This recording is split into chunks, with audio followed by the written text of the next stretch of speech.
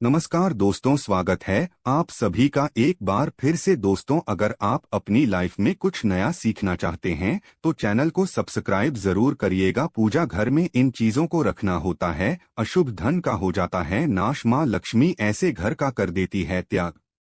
साथ ही आज के इस वीडियो में हम बताएंगे उन विशेष चीजों के बारे में जिनका पूजा घर में होना होता है बेहद आवश्यक। दोस्तों, अगर आप घर में सुख समृद्धि और धन की कामना करते हैं तो ये 3 चीजें पूजा घर में होनी ही चाहिए। स्वयं भगवान कृष्ण ने इनके बारे में बताया है, तो पूरी जानकारी के लिए इस वीडियो को अंत तक जरूर देखें और सच्ची श्रद्धा से कमेंट में लिखें हर हर महादेव, जय श्री कृष्णा। दोस्तों, प्रत्येक मनुष्य अपने घर में एक छोटा सा पूजा घर अथवा मंदिर अवश्य बनाता है, जिसके अंदर वह अपने सभी प्रिय देवी देवता और उनसे जुड़े महत्वपूर्ण चीजें श्रद्धा भाव के साथ रखता है। लोग अपने मंदिरों में देवी देवताओं की तस्वीरें, पूजा पाठ का सामान आदि चीजों को भी रख देते हैं, परंतु हमारे शास्त्रों के अनुसार मंदिर के अंदर कुछ चीजें रखना जितना फलदायक होता है उतना ही कुछ चीजों का रखना अमंगल और अशुभ होता है। ये कुछ वस्तुएं ऐसी हैं जिनसे घर में नकारात्मकता बनी रहती है और लड़ाई झगड़े, क्लेश, कलर और नुकसान ही नुकसान होता है। आज हम जानेंगे ऐसे ही अशुभ चीजों के बारे में जिन्हें कई लोग जाने अनजाने में घर के मंदिर में रख देते हैं। अगर आपके भी मंदिर में ऐसी चीजें रखी हुई हैं तो उन्हें तुरंत वहां से हटाकर किसी दूसरे स्थान पर रख दें। इन्हें पूजा घर में भूल से भी न रखें। लोग ऐसा इसलिए करते हैं क्योंकि उन्हें लगता है कि ये चीजें धार्मिक है और इनकी भी पूजा की जानी चाहिए। भगवान कृष्ण कहते हैं कि कलयुग में मनुष्य कुछ अशुद्ध चीजों को धार्मिक मानकर उनकी पूजा करेगा जिन्हें शास्त्रों में वर्जित माना गया है। भगवान कृष्ण ने इसकी भविष्यवाणी पहले ही की हुई थी कि कलयुग में मनुष्य अधार्मिक और अशुभ चीजों की भी पूजा करेगा। तो चलिए जान लेते हैं हमें हमारे पूजा घर में कौन सी चीजें रखने चाहिए और कौन सी नहीं। लेकिन दोस्तों, से पहले आपसे रिक्वेस्ट करते हैं कि वीडियो को लाइक जरूर करिएगा, दोस्तों को शेयर कर दीजिएगा और अगर आपने अभी तक चैनल को सब्सक्राइब नहीं किया है तो चैनल को सब्सक्राइब करके बेल आइकन जरूर दबाइएगा। दोस्तों, सबसे पहले दीपक और धूपदान के बारे में जान ले। दोस्तों, भारत की परंपरा मिट्टी से जुड़ी हुई है, इसलिए मंदिर में पारंपरिक मिट्टी का दीपक अवश्य होना चाहिए। अगर आप मिट्टी का दीपक नहीं रख सकते हैं तो धातु के दीपक का उपयोग करें। अगर भगवान में आपकी आस्था ज्यादा हो तो आप उपले पर गुड़ और घी रखकर उसका दूध भी दे सकते हैं। ऐसा करने से घर में सुख शांति बनी रहती है। दूसरी चीज है स्वस्तिक। घर के मंदिर में स्वास्तिक अवश्य होना चाहिए। आप इसे रोली से बना सकते हैं। स्वस्तिक आपके घर की शक्ति, सौभाग्य, समृद्धि और शुभता का प्रतीक माना जाता है। यही मुख्य कारण है कि कोई भी शुभ कार्य करने से पहले स्वास्तिक का चिन्ह अवश्य बनाया जाता है।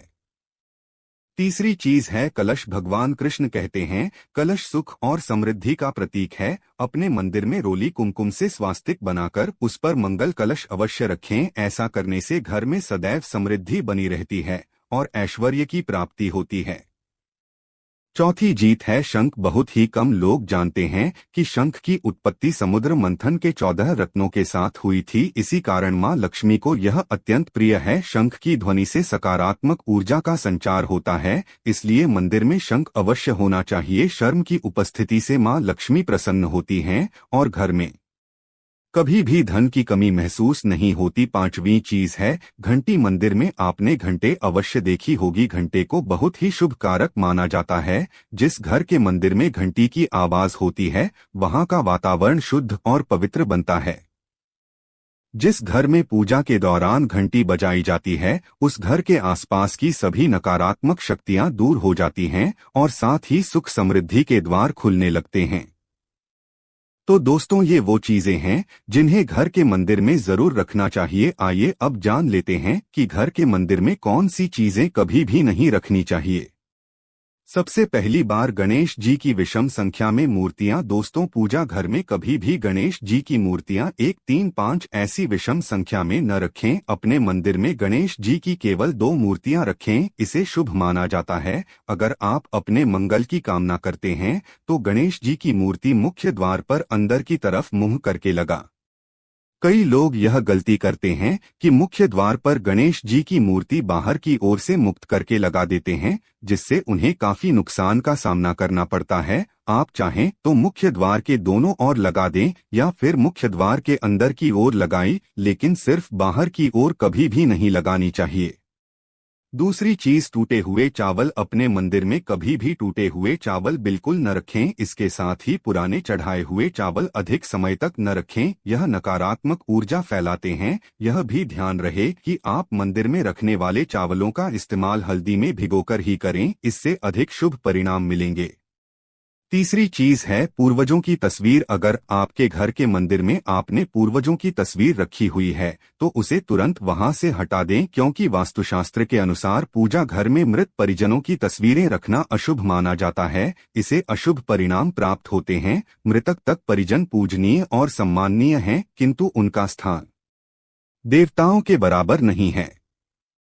मृत परिजनों की तस्वीर घर के पूजा घर में रखने से पूजा घर का वातावरण भी नकारात्मक बन जाता है, जिसका अशुभ परिणाम हमें भुगतना पड़ता है। कई लोग साधु संतों की मूर्ति अथवा साधु संतों की तस्वीरें पूजा घर में रख देते हैं, लेकिन ऐसा करना अशुभ माना जाता है। अगर आप किसी साधु संत को मानते हैं तो उनकी तस्वीर दीवार पर लगा सकते हैं, लेकिन पूजा घर में भूल से भी न रखें। अगला है भैरव जी और शनिदेव की मूर्ति। घर के मंदिर में भैरव जी, शनिदेव अथवा काली माता की मूर्तियां भी नहीं रखनी चाहिए। इसी के साथ ही माता लक्ष्मी की खड़ी हुई मूर्ति की पूजा नहीं करनी चाहिए। माता लक्ष्मी सदैव बैठी हुई मुद्रा में होनी चाहिए, तो इस प्रकार से पूजा घर में इन मूर्तियों को नहीं रखना चाहिए। आइए अब जानते हैं उन विशेष वस्तुओं के बारे में जो आपके पूजा घर में जरूर होनी चाहिए। इन चीजों के पूजा घर में होने से घर में होती है धन की वर्षा, मां लक्ष्मी करती है इसे घर में स्थायी रूप से वास। दोस्तों, पहली चीज है गंगाजल। हमारे शास्त्रों में गंगाजल को अत्यंत पवित्र माना गया है, इसलिए पूजा घर में गंगाजल का होना अत्यंत आवश्यक है। गंगा नदी सभी पापों को नष्ट करने वाली तथा सभी व्याधियों का नाश करने वाली है, इसलिए अगर आपके पूजा घर में एक तांबे के छोटे से पात्र में आप गंगाजल भरकर रखते हैं तो इससे आपके पूजा घर की शुद्धता हमेशा बनी रहेगी और आपको आपकी पूजा का संपूर्ण फल प्राप्त होगा। दोस्तों, दूसरी चीज है कलश। शास्त्रों में कलश को पूर्णता का प्रतीक माना गया है। चाहे वो सत्यनारायण की पूजा हो, दीपावली हो, नवरात्रि का पर्व हो या फिर किसी भी प्रकार का उत्सव हो, मांगलिक कार्य हो, कलश की स्थापना किए बिना सब कुछ अधूरा माना गया है। पूजा में कलश का उपयोग देवताओं का आवाहन करने के लिए किया जाता है। ईश्वर के सामने तांबे के कलश में पानी भरकर रखना इतना शुभ होता है कि अगर हम अपनी रोज की पूजा करते समय भगवान के सामने तांबे के कलश में पानी भरकर रखें तो उसका चमत्कारी प्रभाव हमें अवश्य देखने को मिलता है। इसके लिए मुख्य रूप से तांबे के कलश का उपयोग करें। पूजा में अगर किसी सामग्री की कमी रह जाए तो परेशान न हो या पूजा बीच में न छोड़े। ऐसे में भगवान को चावल और फूल चढ़ाएं और मन में ही उस चीज का ध्यान करें। प्लास्टिक की बोतल में या किसी भी पवित्र धातु के बर्तन में गंगाजल कभी नहीं रखना चाहिए। अब अपवित्र धातु जैसे एल्यूमिनियम और लोहे से बने बर्तन, इनमें गजल न रखें। गंगाजल तांबे के बर्तन में रखना शुभ रहता है। केतकी का फूल शिवलिंग पर अर्पित नहीं करना चाहिए। किसी भी पूजा में मनोकामना की सफलता के लिए दक्षिणा अवश्य चढ़ानी चाहिए। मां लक्ष्मी को विशेष रूप से कमल का फूल अर्पित किया जाना चाहिए और अगर आप ये शुक्रवार के दिन करते हैं तो इससे कई गुना लाभ मिलता है। इस फूल को 5 दिनों तक जल छिड़ककर पुनः चढ़ा सकते हैं। हमेशा इस बात का ध्यान रखें कि कभी भी दीपक से दीपक जलाना नहीं चाहिए। शास्त्रों के अनुसार जो व्यक्ति दीपक से दीपक जलाते हैं वो रोगी होते हैं। घर के मंदिर में सुबह और शाम दीपक अवश्य लगाएं। एक दीपक घी का और एक दीपक तेल का जलाना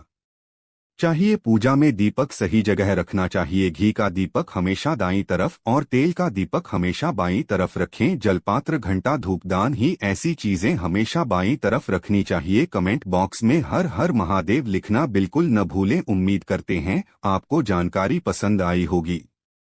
ऐसे ही धार्मिक जानकारी दिलाने वाले वीडियो देखने के लिए चैनल को सब्सक्राइब करें, बेल आइकन को प्रेस करें।